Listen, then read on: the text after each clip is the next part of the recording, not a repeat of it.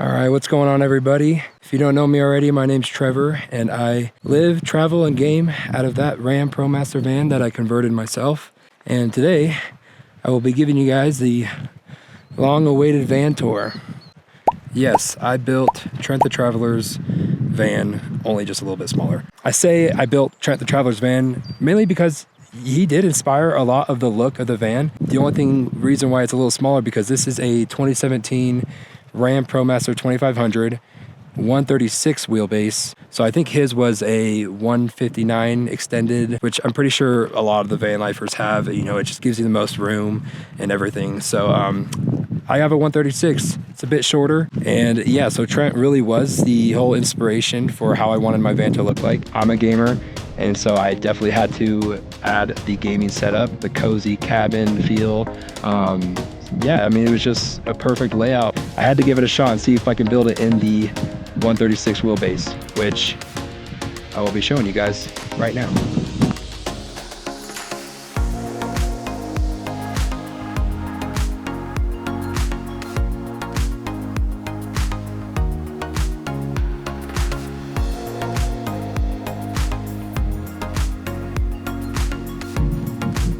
So obviously I have these bug screens. I was kind of debating if I wanted to get them or not, and I decided to go with them because nobody likes bugs in their face, especially if they're trying to sleep or just hang out in the van. So I kept these up, and they'll most likely stay up, especially when summer's coming up. I'll get all the lights turned on. So right when you walk into the van, you are faced with the kitchen. But if you turn right, it's just to the cab. I have my trash can up here, just kind of like a cheap Amazon small trash can. And this currently does have the swivel seat. So I could swivel it all the way around, but I'm not going to right now just because this is where I kind of run the Starlink cable up and around along the edge of the counter and plugged into there. So I will keep this closed. So yeah, right here we have the sink, faucet, underneath all the toiletries, toothbrush, cleaning stuff, dish soap, paper towels, toilet paper, first aid kit back there, fire extinguisher. But yeah, right here is pretty much the gray water system. Just two, I think 6-gallon tanks that I installed these clear tubings so I can see the level without having to just guess. But I got two of them in here, so if one gets full, I can just swap over to this one, and then when that one gets full, well, hopefully I would have emptied them before that. But then we got a filter. The plumbing goes right through that wall. Yeah, pretty much that's all the gray water system, plus some under sink storage. But we do have some pretty good pressure. So right next to that we have the 2-burner propane stove. Works great. You've definitely seen them in some videos. Below here is just a drawer of kitchen stuff, and below that is what holds the propane tank. Now this box is completely sealed inside, and under the tank there is a hole drilled right through the bottom of the van for any propane leakage, because if you know that propane is heavier than air, so everything is going to sink to the bottom and drain out the hole that I have drilled in there. Definitely with building a van and wanting to live in it, cook in it, sleep in it, safety is number one for sure. So all this stuff is super tedious. Look up all the regulations and safeties that you should be taking, because it's a small confined space. So you definitely don't want to get yourself in the middle of the night. But that's why, for more safety measures, alarm down there, set again towards the bottom, because if anything were to leak out, it would just sit at the bottom. So you don't want something mounted like up high right there where it's never going to reach it. All right, coming to the left of that, we have our pot and pans drawer, our fridge, and I believe this is a 65-liter fridge. It's just a truck fridge. And above that, we got the silverware and other cooking utensils. So we got this light that I'm glad I added. I almost didn't, but it does light up a lot, and it's much needed for cooking and preparing. Just a fruit basket, some seasonings with magnetic lids, so I can just take them off, put them back. And surprisingly, it stays on really well while driving. I haven't had a single one fall off yet, and that's what the one thing I was worried about. So, and right above it all, we have our kitchen storage. This is what holds bowls, plates, cups, and this side is all food. And this right here, I'll eventually get it out in one video. This is a oven, because if you didn't notice, we don't have an oven in here. So this is a camp oven that you can fold up and either put it right on the burner or put it on a campfire. So looking forward to using that eventually. And that's pretty much it for the overhead kitchen storage. Right above me now is a Air Max fan. And if you're watching this and planning on building out your own van or doing something, this is one of the must-haves that you need. You need some sort of ventilation. Some people put one above the bed and one above the kitchen area. But if you have or are planning to have windows, then you really just need one. And having a window open or both windows open and that running is going to circulate and give you a breeze and airflow throughout the entire van. So yeah, I just have the one and that works well. And pretty much right by my head under the fan is we have some more overhead storage. This just has stuff like a mini vacuum, a heated blanket, which I got after that Bernie trip. If you watched that video, you'll know why. Some window covers, shower towel, dirty laundry, and just some miscellaneous stuff. But that I did not add in. That comes with the van, came in stock, and that is super useful. All right, and moving over from that, we have the water pump button that will turn on the pump to pressurize the water system. And this is the accent lights. It's on a dimmer, so I can turn it all the way up for floor lighting, and the same over there for by the foot of the bed lighting. And I don't really use it because, I mean, more lights mean more power, and if you don't need it, then don't use it, because I am on limited power. But we also have a AC outlet here, a couple of USB and USB-C outlets, and the remote to the fan that I still have to get batteries for because those died. And moving on to the bedroom, we have a full-size mattress by RV Mattress, and above the bed we have some reading lights that are also dimmable. I'll kind of show here. You just hold it, dims all the way down, and they're flexible, super nice, works well when I'm reading at night. Then we have our book storage.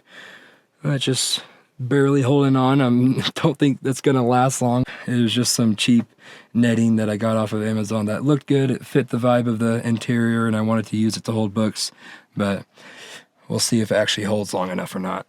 And our overhead storage above the bedroom just holds our just regular clothes, everything you need for basic living.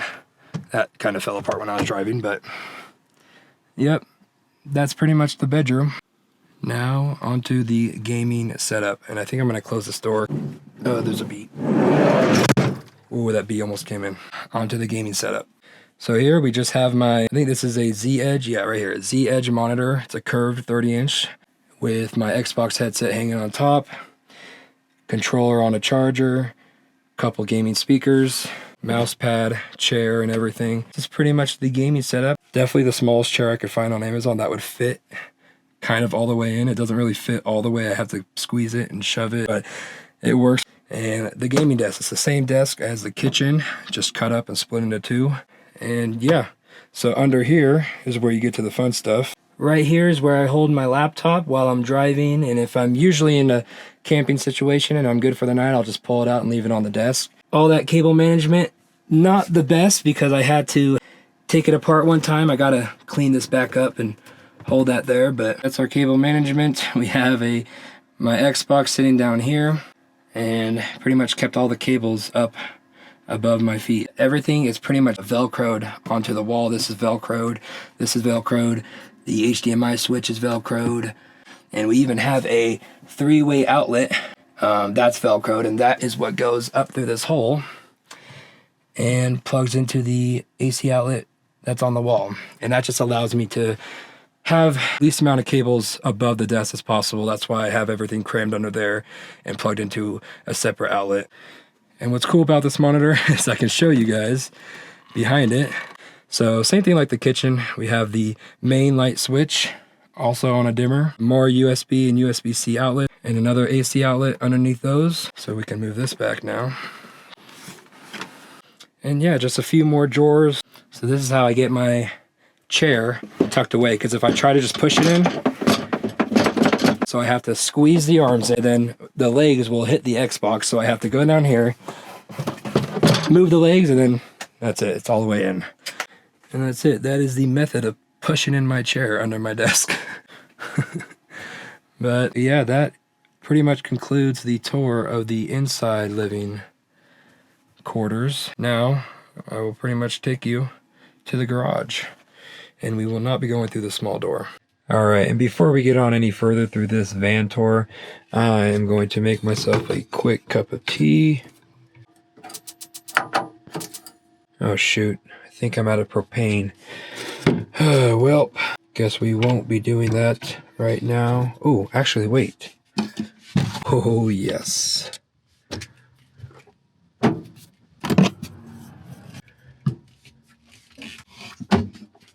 Thank goodness I have this bad boy. If you don't know what this is, then you are missing out, because this is Stoke Voltic's electric kettle pot. So a little bit about this product. It comes with a stirring stick, a power cord that goes into a 120 volt outlet. It consumes about 500 watts and boils water in about 5 minutes. It has a custom design on the outside. I chose the terrain option. It has 3 settings: drink, eat, and pop for popcorn. And a cool thing about this lid, it pretty much has a built-in strainer for cooking noodles or ramen. Flip the lid over and you have pretty much a little bowl to fill the kernels with. This tiny pocket right here is where you fill the butter. Pour it in, set it to pop, and it will cook popcorn. Super cool. I haven't tried that feature out yet, but believe me, in the future we definitely will. But I will be using it to boil some water and make a quick cup of green tea.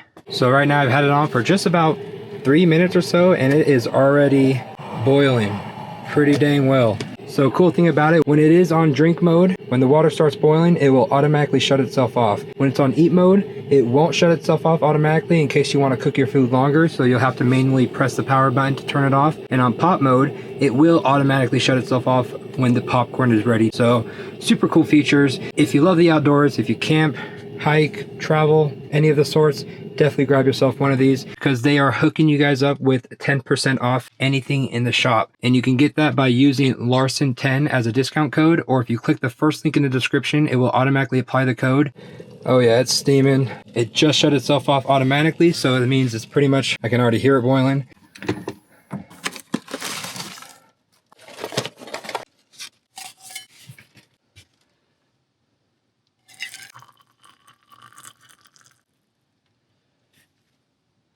So if you do decide to pick one of these up, click the first link in the description. And by doing so, you are giving me a little bit of revenue. So I really do appreciate the support for me and my channel. And yeah, thank you again to Stoke Voltics. Back onto the van tour.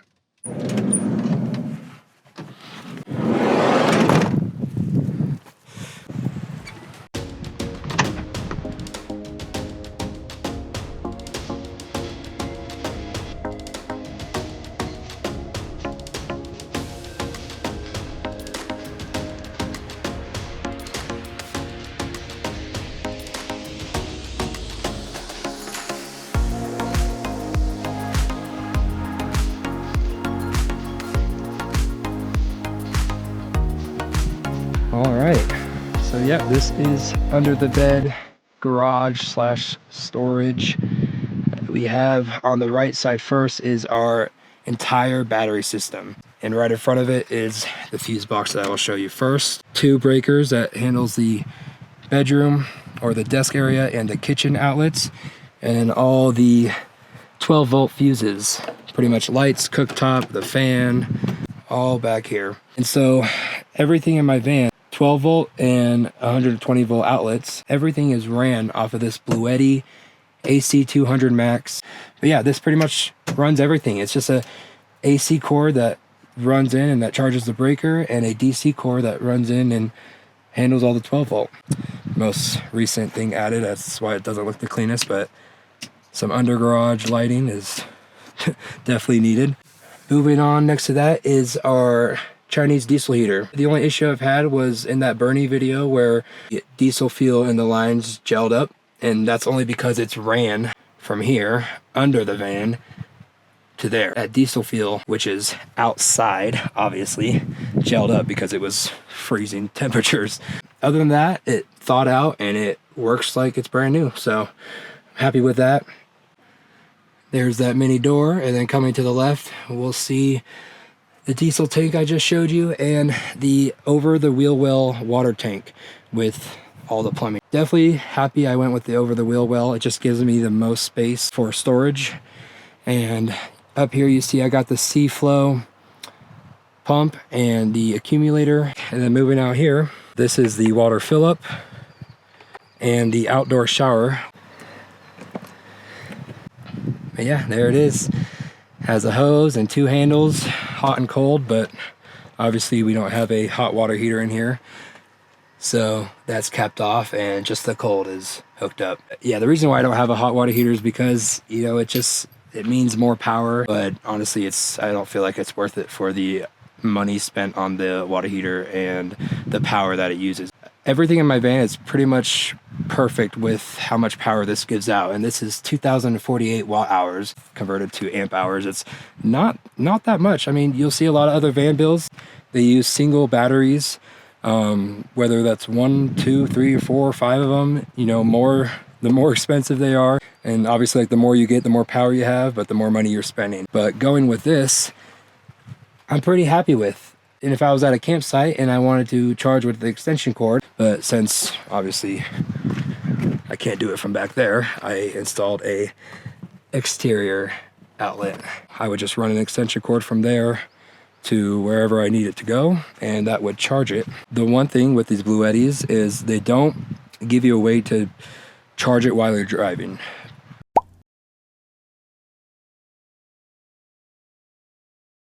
So I kind of made my own thing. And so like I showed you earlier, this is a cord that runs out, and that allows me to charge it by extension cord into a wall outlet.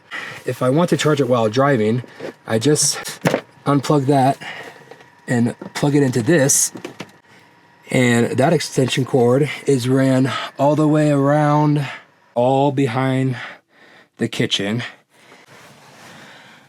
to an inverter, which I then wired under the floor to where the car battery is. And so whenever I'm driving, I will just need to flick this on, green light, and that power gets transferred all the way back to the Bluetti and charges it. So I turn that off because if I were to leave that on, it would drain my battery.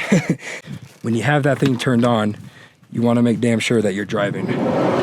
Because if you're just parked and you leave it on, you're going to wake up to a dead battery. So yeah, that's how I would charge while driving.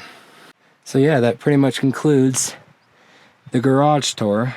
There's my snowboard that I found to be the best way to store it rather than having it just kind of float on all my other stuff or loosely hang out. But yeah, time to get all my stuff back in there. And before I end this video off, I did have a question by someone in the comments that was, how do you go to the bathroom?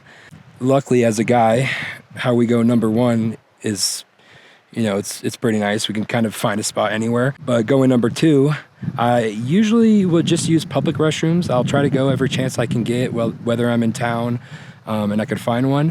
If you're out nowhere near town and you just really gotta go, have some sort of option. My preferred option would probably just be finding a secluded spot and digging a hole, right? In case I can't do that, right here is my portable toilet.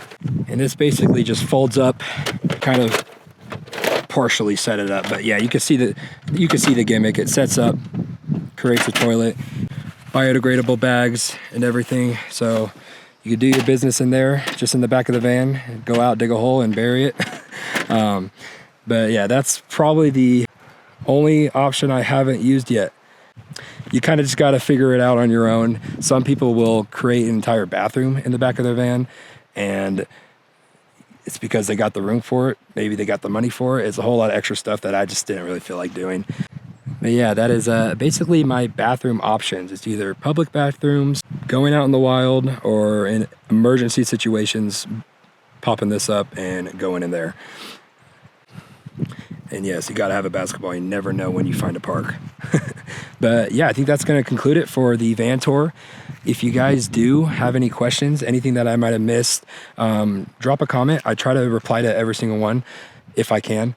But yeah, and if you're also wondering if there's a build series that I have of this, not on YouTube, but if you go to my TikTok, you'll find a collection of videos that that I pretty much just recorded while building it. And it's not really an in-depth build tutorial kind of series. It's mainly just some edits that I made, montage going through the process. So go check out the TikTok if you want to just see a little bit of a in-depth kind of process. But yeah, I think that's going to do it for today.